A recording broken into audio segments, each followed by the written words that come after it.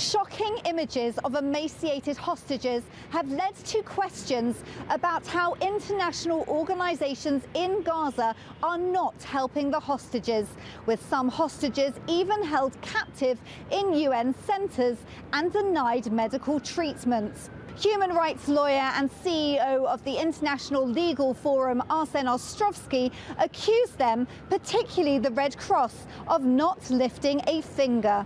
Seeing the sickening images of the emaciated hostages paraded on stage is only a jarring reminder that the Red Cross has abandoned the hostages, not seen a single one of them in the entire time of captivity.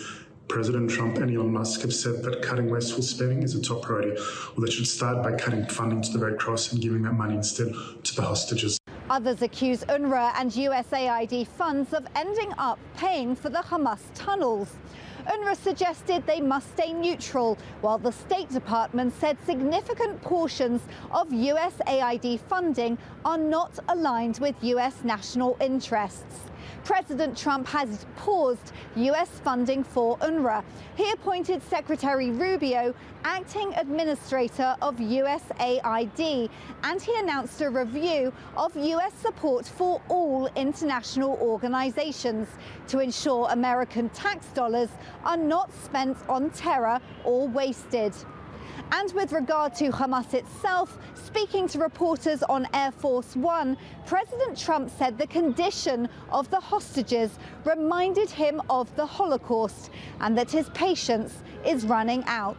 I don't know how much longer we can take that. When I watch that, I know we have a deal where we're supposed to they dribble in and keep dribbling in, but they are in really bad shape. They have been treated brutally, horribly. Even the ones that came out earlier, they were in a little bit better shape, but mentally they were treated so badly. Who could take that? At some point, we're going to lose our patience. Back to you in the studio. Jody Cohen, thank you. Let's bring in our panel to weigh in on where things stand and Hamas's new comments today to discuss. We're pleased to have Thane Rosenbaum, distinguished professor at Touro University, Newsmax contributor and Middle East analyst.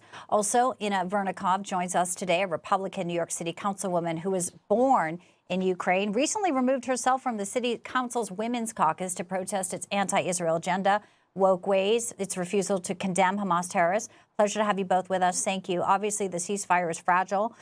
This release over the weekend, the fifth one, but Hamas says it's now on hold. Thane, I'll let you start reaction to the Hamas spokesperson saying that Israel is violating the ceasefire agreement. Bianca, my guess is, remember, the agreement was that women and children would be released first. And this is the third phase. And the third phase, these people came out emaciated, gaunt faces, sunken eyes. We all were horrified. Clearly, the International Red Cross is not doing its job when it comes to Israelis. We now know that they were tortured, hung up upside down, deprived food. For all the talk about starvation, Bianca, in Gaza, the people that are cheering, on the Hamas terrorists, they look well fed to me. It's the prisoners that we should be talking about, the ones that were held hostage. I fear, we think that there are 70 remaining. We thought that half of them were not even alive, that there would just be their bodies. If this is the condition of what we just saw, Bianca, I fear that more are dead than we thought initially. It's heartbreaking. I want to get your reaction to what is happening today, but also the comments as our Greta Van Susteren sat down with Israel's Prime Minister, Benjamin Netanyahu, and this is what he told her about the hostages.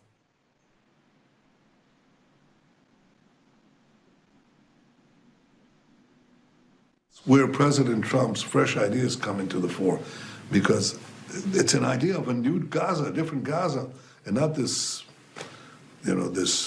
basically this terrorist enclave that keeps trying to destroy us again and again and again. I think this is something that has to be pursued. Obviously reacting to the future of Gaza, but right now the situation's so fragile. Do you think the ceasefire stays and holds?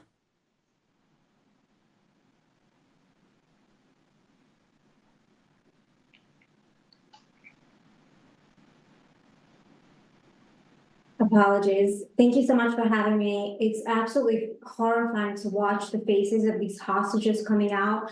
And to me, as someone who had family perish in the Holocaust, through the gas chambers and murdered, have family members who were murdered in the Holocaust, this is exceptionally reminiscent of those faces that survived the Holocaust. And to watch that in 2025 is absolutely traumatizing. And as discussed earlier, last week, we watched these young girls, 20-year-old Jewish girls, and you can't even imagine if your daughter was 20 years old or you were 20 years old and you were stuck in captivity in dark tunnels. God knows what they were doing to these girls, and they were coming out as they were being released.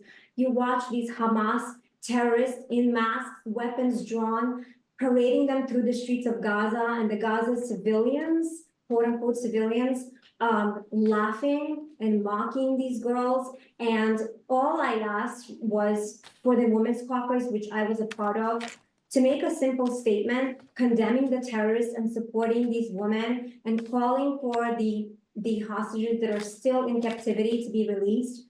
And the Women's Caucus could not make that simple statement. That is the height of hypocrisy for a women's organization that's supposed to stand up for women's rights. And yet here we have it last night at the Super Bowl. It seeps in again. There is somebody on the field who apparently was, holding this flag. They had some security because they were one of the dancers apparently, or somebody. They were detained after. But Thane, no matter where we go, we see the activists here. This week's a big week. Jordan's King Abdullah arrived in Washington for discussions, according to reports. So Donald Trump has a plan, has a vision, but obviously the Arab states have recoiled and pushed back on this before.